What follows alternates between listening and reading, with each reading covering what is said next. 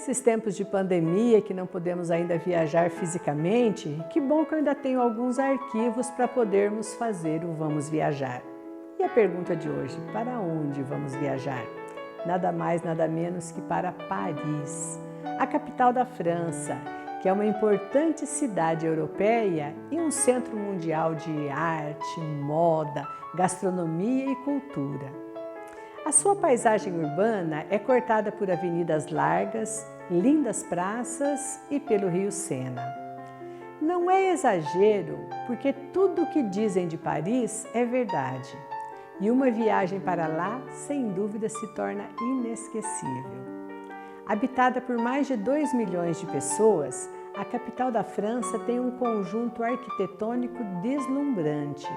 O charme de suas ruas, avenidas e seus imponentes monumentos, aliados a séculos e séculos de história e um estilo de vida apaixonante, nos lembram a todo momento que estamos diante da parte do melhor que o ser humano foi capaz de construir e, melhor ainda, preservar.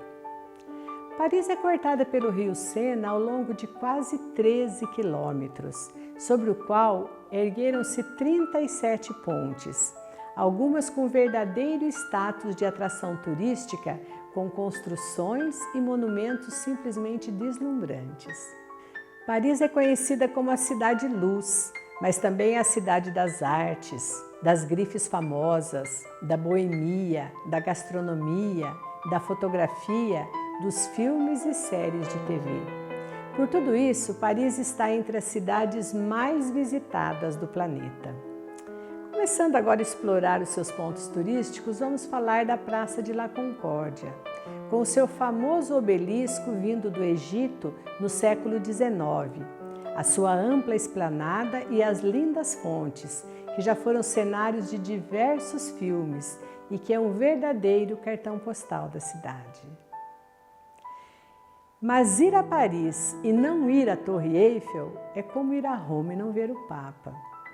Erguida inicialmente como um monumento temporário para a Exposição Universal de 1889, a torre símbolo da cidade tem 324 metros de altura e lá do alto descortina uma vista imbatível.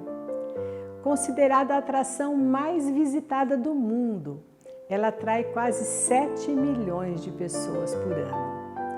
É possível subir na Torre Eiffel para ver a cidade do alto numa vista esplêndida. Eu tive a oportunidade de subi-la uma vez à noite e pude apreciar a cidade toda iluminada num belíssimo espetáculo. No entanto, Paris é mais Paris com a torre no cenário. Por isso há inúmeros ângulos para retratá-la. Alguns registros especiais que eu tive o privilégio de fazer lá sozinha, com o meu esposo e até numa ocasião gravando Sementes de Esperança com o nosso amigo Padre Célio Taroso. Momentos especiais imortalizados ali, diante da Torre Eiffel de Paris.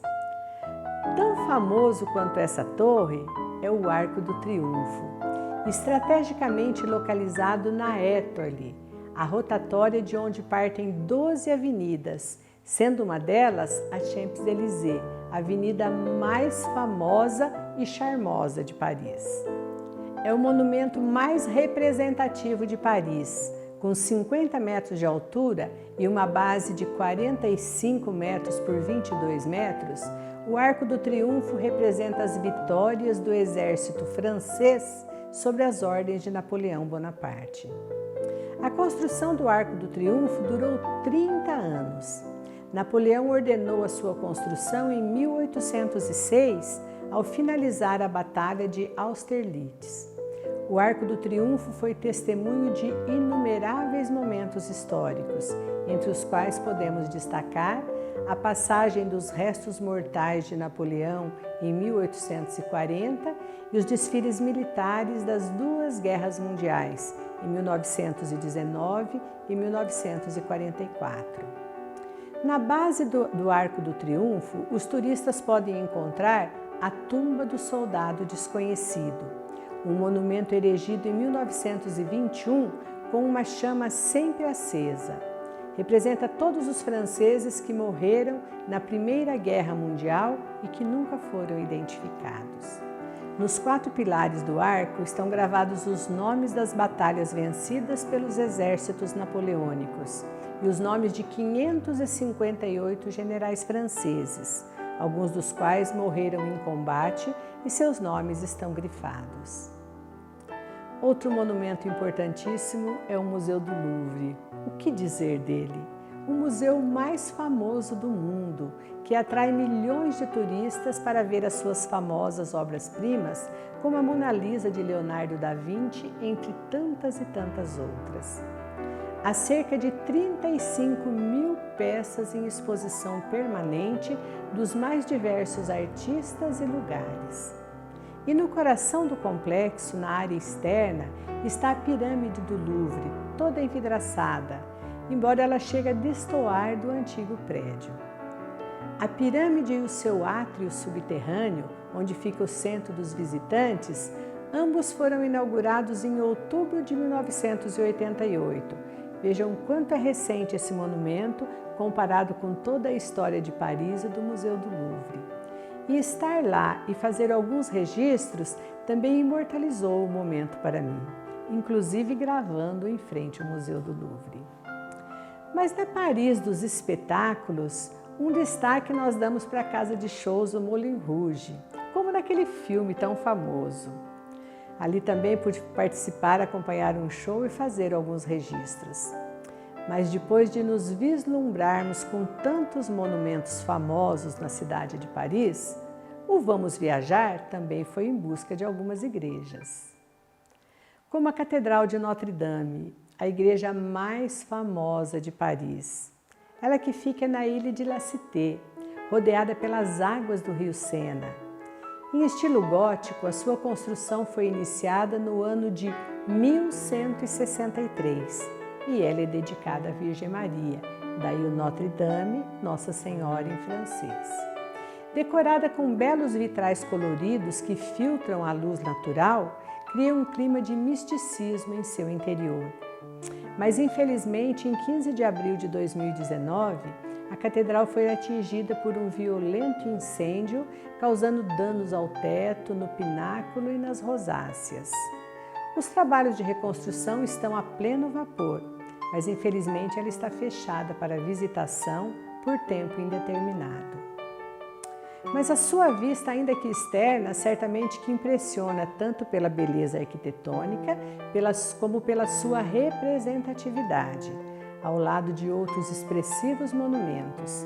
É claro que essas fotos e registros foram feitos antes do incêndio. Uma outra igreja importantíssima em Paris e maravilhosa é a Basílica de Sacré-Cœur. Fica no topo da colina de Montmartre. Ela começou a ser construída em 1875 e foi consagrada como basílica em 16 de outubro de 1919. As dimensões da Sacré-Cœur falam por si só: 83 metros de comprimento, 35 metros de largura e uma torre de 83 metros de altura. De lá se descortina uma das vistas mais lindas de Paris. Mas sem razão que a sua escadaria, com mais de 200 degraus, está sempre, mas sempre cheia de gente e funciona como um camarote para esse cenário. Depois de mostrar essas igrejas tão famosas de Paris, eu fui procurar uma igreja menos visitada pelos turistas, mas que guarda um legado espiritual e muito importante, que é a pequena capela de São Vicente de Paulo. Lembrando que São Vicente nasceu na França em 24 de abril de 1581. Desde cedo destacou-se pela notável inteligência e devoção. Foi ordenado sacerdote aos 19 anos, em 23 de setembro de 1600. A sua piedade heróica conferiu-lhe o cargo de capelão geral e real da França.